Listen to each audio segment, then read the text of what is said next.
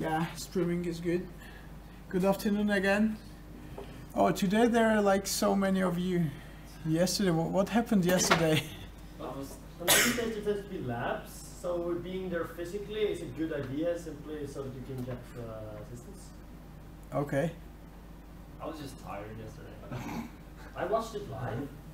Oh, you watched it? Yeah, great. Yeah, I saw your comments. Yeah, I'm Sandrex, so I tend to leave comments on the video. Yeah, I just have a stream on the background and do something else. I was like, I'm totally paying attention. Not playing League of Legends. Yeah, one thing that I wanted to kind of go through again today. So the exam is in May, you all know, like from 3rd of 6th of May. And then I proposed those dates like either 9th or 10th for exam presentations in May. So just want to make sure you don't have any other exam or something on this, right? So we can fix this date. Alright, I will post just on the wiki and we can just like fix this date for exam presentations and keep this 2 days booked, and then we will see whether we will do it just within 1 day or split between the two.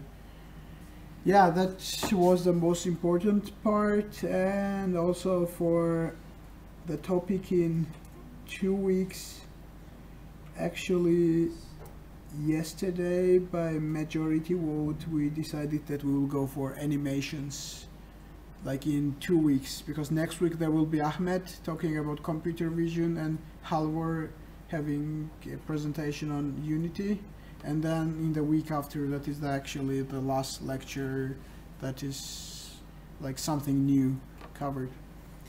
Alright, let's start with today's stuff then. Yeah, there was an option to have the lab on the shadows, but I'm afraid that that was a bit confusing and could have been too scary, so we just like got back to the Phong Reflectance model. So who remembers who is what is Phong Reflectance model and like what are the basic principles or ideas, like very briefly, who can wrap that up? Yeah? Yeah, it's a combination of ambient and diffuse specular lighting, and you will do it in the like English and the fragment shading. Yeah, and yeah, that's true. There was actually one more emission. Yeah, that is not very often unless you are modeling a light bulb or something, but yeah. So today we are working with Phong model again, and Phong model is a local illumination model. That means that we just consider whatever the light is received directly from the light source, in contrast with what we have seen yesterday when we have lots of like indirect illumination there.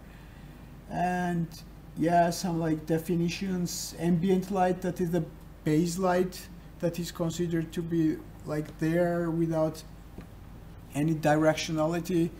And in addition to that, for each light source we have ambient component, diffuse component, specular component, and as your classmate already said, we all like add all of them up to get the final color. And who remembers from yesterday's talk what ambient light is used for? A good shortcut, yeah. I just remember what the ambient light is, and it's the passive light level, the one that doesn't come from any source, the minimum light. I don't remember what it's used for. Yeah, that's true, but like if we get back to yesterday's context, like shadows, it's a shortcut for something. Instead of modeling something very complex, you just assume that ambient light kinda does that, yeah? When like parts of the shadows will be illuminated, sort of, but not quite. So that's halo or yeah, that's kind of true. So it's usually used as an approximation of indirect light. So whatever is not coming directly, instead of modeling all the bounces, ambient light can be taken as a kind of approximation of indirect light to have something there and avoid complete black.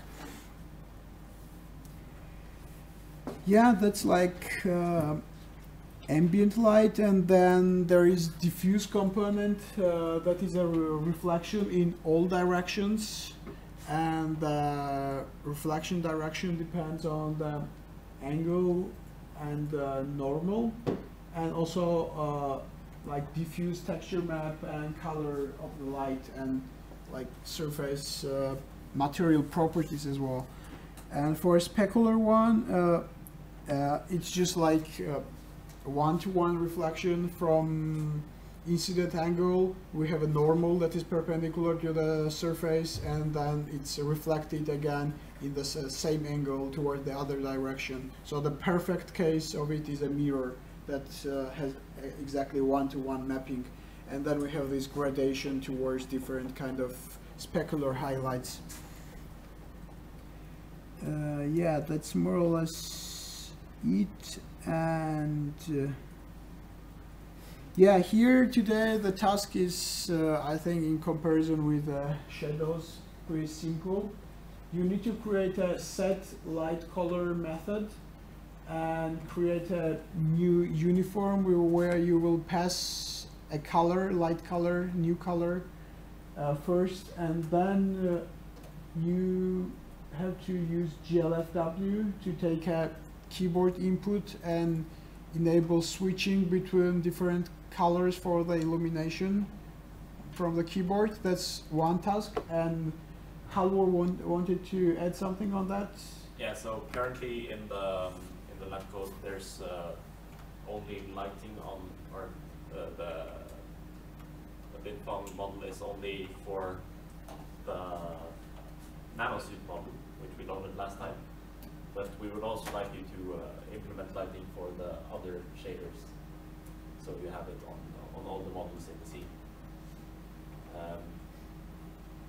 Yeah. Oh yeah, by the way, it's a bit confusing. Like this lab is 9th here, but yeah, in the repo it's lab number 8. It's 9 there, it's week 11, and it's number 8 in the thing itself. Yeah, because yeah, it's from last year's. And also the lab from last week isn't up on the. Oh yeah, that's also true. Sort of, yeah. So it's like lab 8 on the repo. Another side note, you mentioned lighting is normally done in the fragment shader. Well, this, like, that's the case, but in this lab, the lighting is done in the vertex shader. So another thing you could potentially look into is moving the lighting over to the fragment shader, because, well, that's the normal thing to do. Yeah, what is actually done in the vertex shader is that we deal with all those like normals and directions towards camera eye, like, except for just like playing with the textures and the locations of the vertices, like in the vertex shader we also deal with these normals and directionality, all these vectors. But then the color is passed to fragment shader anyways, right? The color is passed yeah. 3 uniforms, so that's accessible for both the fragment shader and the vertex shader.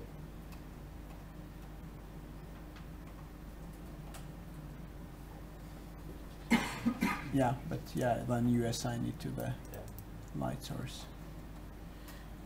All right. But also for the second task, instead of using GLFW, the get key, you can use the callback functions that's accessible through GLFW as well, which is what I've done in the solution. Yeah. A lot of side notes, I guess, for this one. If there's any questions, just as usual, ask.